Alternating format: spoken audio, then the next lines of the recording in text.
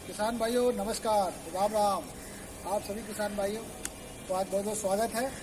आज मैं आपको धान की खेती के बारे में चर्चा करेंगे हम लोग यहाँ पे कि धान का जो लगाने जा रहे हैं तो कौन सी वैरायटी लगाएं और कैसा खेत हमारा हो, खेत की मिट्टी हमारी कैसी हो और किस बीज का चुनाव करें। इन सवालों का जवाब आज को मैं थोड़ा सा समझाना चाहूँगा। तो सबसे पहले हम बात करते हैं कि खेत की तैयारी या खेत की मिट्टी या खेत का बीज का चुनाव। तो बीज का चुनाव बहुत इंपॉर्टेंट पॉइंट है धान में रोपाई के लिए, धान की खेती के लिए। अगर आप अच्छा बीज का चुनाव नहीं करते हैं तो आपकी पैदावार बहुत बड़ा असर पड़ता है। जैसे अभी आप एक देसी गाय ले लीजिए या उसकी पैदावार जितना खिलाएंगे पिलाएंगे उसकी पैदावार एक लिमिटेशन है। वहीं एक आप अच्छी नस्ल की गाय ले आते हैं तो उसकी पैदावार ज़्यादा आएगी आपकी। इसी तरीके से आप बीज जब चुनाव करने जाएंगे तो आप ये सोच के चलिए कि हम कौन सा बीज का चुनाव करें। उसमें सबसे पहली बात आती है कि हमारे पास खेत कैसा है, हमें कहाँ लगाना है।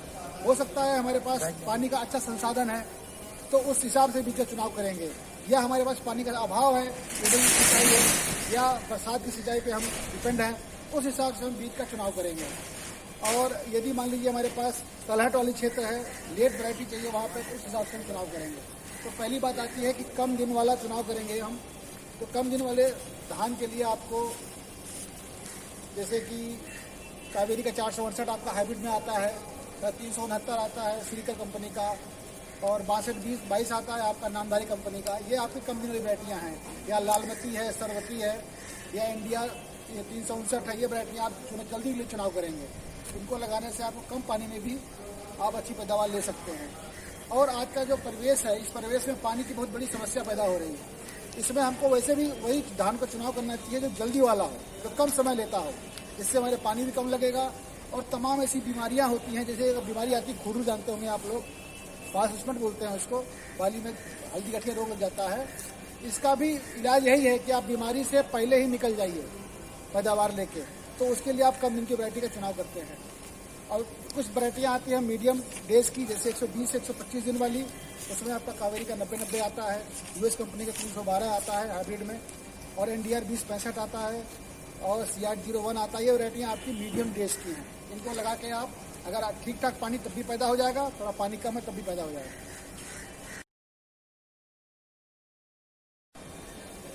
किसान भाइयों, नर्सरी में जब हम तैयारी करते हैं, एक फर्टिलाइजर खाद भी एक अहम मुद्दा होता है। उसमें हमको विशेष ध्यान देना होता है कि हमको नर्सरी के खेत में बहुत ज़्यादा केमिकल फर्टिलाइजर नहीं डालना चाहिए। जहाँ तक हो सके हम अवॉइड करें। उससे बेहतर है कि आप गोबरी खाद ले लें, वर्मी कंपोस्ट ले लें, डिकम्पोस्ट खाद ले लें या कचुई खाद ले लें। इन खादों को आप डालोगे तो खेत में आपके अच्छा सा स्वस्थ पौधा रहेगा और जलेगा नहीं। अक्सर बीमारी लग जाती है और उसमें रिएक्शन हो जाता है DAP से। यदि आपको नहीं मिलता है तो आप NPK का इस्तेमाल कर सकते हैं। और थोड़ा जिंक जरूर डालिए खेत के अंदर। नर्सरी में 1 एकड़ के नर्सरी करने जा रहे हैं 6 किलो बीज, उसमें कम से कम 2 किलो 1.5 किलो जिंक जरूर डालें। माइक्रोन्यूट्रिएंट, जिंक सल्फेट या मोनो वाला या माइक्रोन्यूट्रिएंट 2 किलो डालना चाहिए। उससे आपका पौधा स्वस्थ रहेगा। आज जो नई विधि आई है SRI विधि, उसमें हम केवल जिंक के दम पे ही पैदा करना चाहते हैं नर्सरी को। उसमें हम केमिकल नहीं डालना चाहते हैं, मतलब DAP, यूरिया, पोटास की आवश्यकता नहीं है। केवल जिंक डाल के नर्सरी तैयार कर सकते हैं।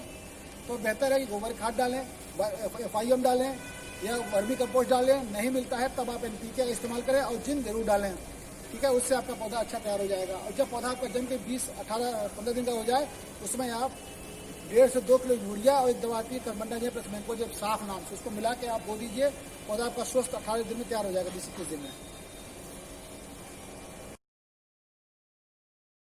किसान भाइयों, नर्सरी में तमाम कीड़े बहुत लग जाते हैं और बीमारी भी लग जाती है। हमारा किसान भाई पहचान नहीं पाता कि ये बीमारी है या ये कीड़ा है।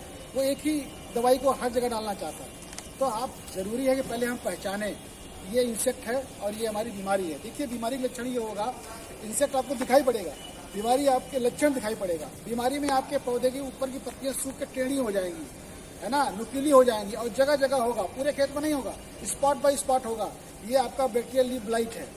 बैक्टीरियल लीफ ब्लाइट लगता है तो आप बैक्टीरियोमाइसिन और साफ को मिला के स्प्रे कर देंगे, रुक जाएगा। तमाम इसमें लोग दवा डालते हैं, जिंक डालते हैं, कोई फायदा नहीं है। आप बैक्टीरियोमाइसिन और साफ का इस्तेमाल करेंगे। यदि पूरे खेत में आपको पीलापन दिखाई पड़ रहा है तब वहाँ पे जिंक और यूरिया मिला के आप बुरका दीजिए, खेत सही हो जाएगा आपका। ये तो लक्षण दिखाई पड़ेंगे अगर रोग होगा तो। खर्रा लगता है उसके लिए जिंक डालेंगे आप, और ब्लाइट लगती है उसके लिए आप कापर और बैक्टीरियोमाइसिन डाल सकते हैं। और देखिए, कीड़ा जब लगेगा तो कीड़े के लक्षण साफ दिखाई पड़ेंगे, कीड़ा दिखाई पड़ेगा आपको।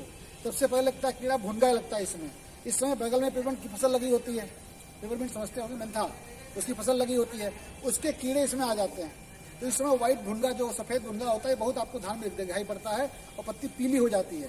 तो अगर हल्का से हाथ मारेंगे तो छोटे छोटे उड़ेंगे सफ़ेद सफ़ेद, ये आपके भुनगा हो गए, ये इंसेक्ट है। इसके लिए आप एमिडा है, थाइमेथाक्सम है, कोई भी इंसेक्टिसाइड डालेंगे सेकिंग पेस्ट वाला, तो इसको ये मार देगा।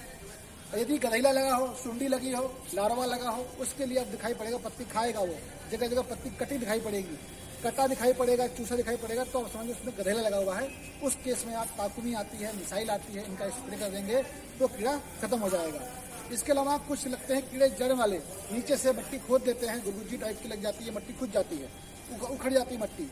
वहाँ के लिए फोरेट, फ्यूराडान या कार्बोफ्यूरान आप जो है 1 किलो नर्सरी में डाल दीजिए, 6 किलो बीज के लिए आपका सफिशियंट हो जाता है। या दीमक लगती है, उसके लिए भी फोरेट डाल सकते हैं आप। ये नीचे लगेगी, जड़ उखाड़ेंगे तो कटा दिखाई पड़ेगा आपको।